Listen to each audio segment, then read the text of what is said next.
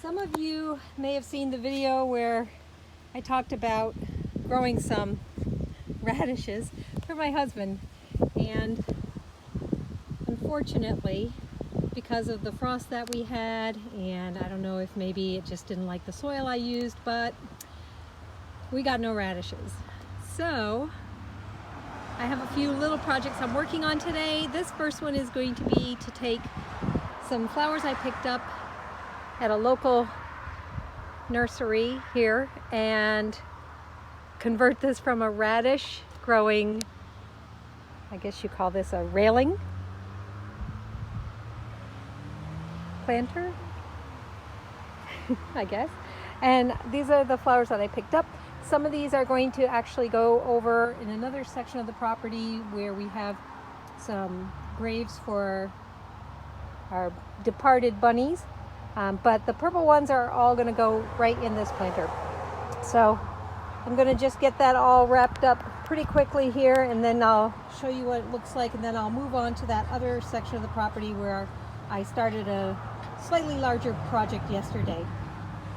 Okay, so what I've got here now in this finished planter is what's called a crystal sky petunia, and that's going to be these petunias right here, crystal sky. And then these other lovely purple flowers are called Empress Sun Compact Violets.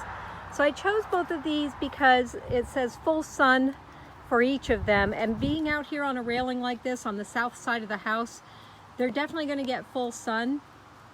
This is one of those planters where you really have to keep an eye on it and be watering it pretty religiously. It can dry out really quickly, and these types of vining plants that are going to start to cascade down, you can see this one's already starting to, and these are going to as well. They're going to dry out wicked fast if you're not careful. So just a little tip, container planting, I love it, but lots of watering. All right, I'm going to move over now to the other project I have going on a little further down south. So now we're over here at the very furthest south end of the property, and right now what we're looking at is one of my peony bushes. These are the fullest they have ever been, so I'm pretty excited because this year I'll be able to actually cut some to bring inside. They smell amazing. There's another bush here getting ready to open. This one's got a few open on it already. Over here, one more really big bush. And then my lone white one. And as you can see, we've already got some that are opening up. They smell amazing. So, very happy about that. So yesterday was kind of a half day of work. We had a lot of people visiting, and I only managed to work on one project, and that's this area over here. So what we have here is a stand of dogwood, and then we've got a tree here. I can't remember what it's called, but it's in pretty good shape. But this dogwood is encroaching constantly. And you can see where I went in with loppers. You can see where the grass goes from grass to dirt. So basically they had come all the way up to here. And I went in with the loppers. I cut out a lot of it. The reason primarily is that you need to have room for airflow around all of these plants. And they had gotten so close that it was definitely going to cut down on airflow. And it's hard to mow behind it. Even with my Toro, which I'm going to show you in a minute, that was even hard to get in here and actually mow. So that was yesterday. I went through, cut all of that out. I did do some work with the Toro, but I do obviously need to go back in now and clean it up. So I've got areas here that I have to clean up.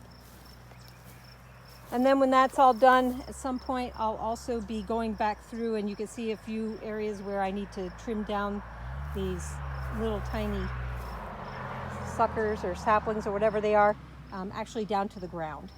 And that way nothing will hit it when I'm mowing. And at some point, I think what we'll be doing is getting some fill to come in, because this is a pretty steep drop off too. It's kind of hard to tell, but it drops off pretty significantly here. And so not only is that kind of a bit of a hazard, but it's also a place that we seem to have a lot of animals wanting to hang out. So clearing out some of this makes a lot of sense. So I wanted to show you what I use. I had wanted to actually learn to weed whack, but when I tried it, I'm not strong enough and I don't have the feel for how to do it. I suck at it. So last summer, my husband invested in this for me. This little Toro, it looks like a little mini lawnmower, which it kind of can be, but it's actually a beast of a weed whacker that you can push. And if I lift it up here, I can show you it has these dual cords. And this thing works amazing. It can take down so much brush easily. And I find it amusing, my husband actually put how long to cut those cords for me so that when I replace them, I won't make a mistake. So what I'm going to do now is go in with this, like I said, clean up this area over here. The next thing I'll be doing is, these are the graves for a couple of our departed bunnies. This is Luna's grave. And over here, Saffron, who passed away December, right before Christmas 2022. I'm sorry, yes, 2022. That's his grave. So what they need is some flowers. I picked up some really pretty petunias today. The heat that we had last week, not only did it like impact all of our plants obviously, but I noticed the nurseries have a lot of plants that look pretty rough. A lot of dead leaves on them, and I think they were trying to keep them as, you know, hydrated as possible, but in that kind of heat it's just almost impossible. So all of the plants, even though it's only the first week in June, a lot of the plants at this nursery were 50% off. So I grabbed up these. This is a 6-pack of these petunias. I think you can probably see they're kind of a cream color, but that little bit of purple around the edge is really pretty. So I think that this will look nice right in front of the graves. I'm going to do just 3 right in the front for each one of them, and hopefully they will actually do well out here. The dirt that we recently had brought in for kind of like all these little projects we're working on, we get it locally, like a truckload or whatever, and from year to year the consistency is different. Last year we actually got stuff that was so sandy but almost like concrete once it got wet. Some of the plants, like if you actually put them in it, it would seal up around them and you would try to pour water on it and the water couldn't even sink down into it. It was really strange. This seems to be much better quality this year, although I do notice it's very sandy as well. So what I'm going to do is, when I'm digging these holes to put in these flowers, I've got a big bag of the garden soil that I picked up. So I'm going to be mixing this in with it, and hopefully that will help these plants to kind of take root and at least get through the summer. These are annuals, not perennials, so obviously as long as they make it through summer, that would be fantastic. And that's what's going to happen next. So I'll show you what that all looks like when I'm finished. See you in a bit. Okay, so gone back in, removed the last of the little bits that were still here. And just to give you an idea of how strong this Toro is, this is what it does to these remaining stumps. Thank you, Americade. And it's probably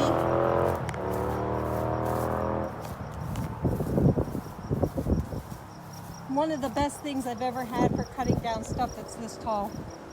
So I just went in and cleared about 3 feet of this brush that had grown up. As you can see, we've got some things that are kind of buried back here, and that's just because we've had no time to devote to this area this spring so far. And even though I can do this with the Toro, it's such a big area that we're thinking that we're just gonna come down here together and he'll use the weed whacker that has the really big circular blade on it, and he'll just do a really good quick cut for me. I'll rake it all out and then I'll just keep on it with the Toro through spring and summer, and then that should keep it all down. There is in here, years ago we planted it, this ivy that you can see. So our hope was that this ivy was going to kind of take over this area for us, just so it would be lower maintenance. Didn't really happen. Maybe we didn't plant enough, but I think instead what we might do is till it at the end of summer and get it ready for planting, and then what I'll do is I'll start splitting apart all the irises and just planting more irises in here because they seem to do really well in this area. So why not just fill the whole thing? Because I don't like mowing it. It's actually also another big hill for me to have to go down. So that's where we're at the end of Sunday. Oh, and this Toro also does this. I can't really blame it on that. It's me. I'm just, again, I'm not very good at it. I'm definitely better than I was with a weed whacker, but yeah, I still struggle. So, and here's how the flowers turned out. They've all been planted. They've gotten a really good dose of water. I think they're gonna look really pretty. And that's pretty much it for today. I hope everybody had a great weekend. We sure did. And I'll see you next week here at the Country Sunshine Farm.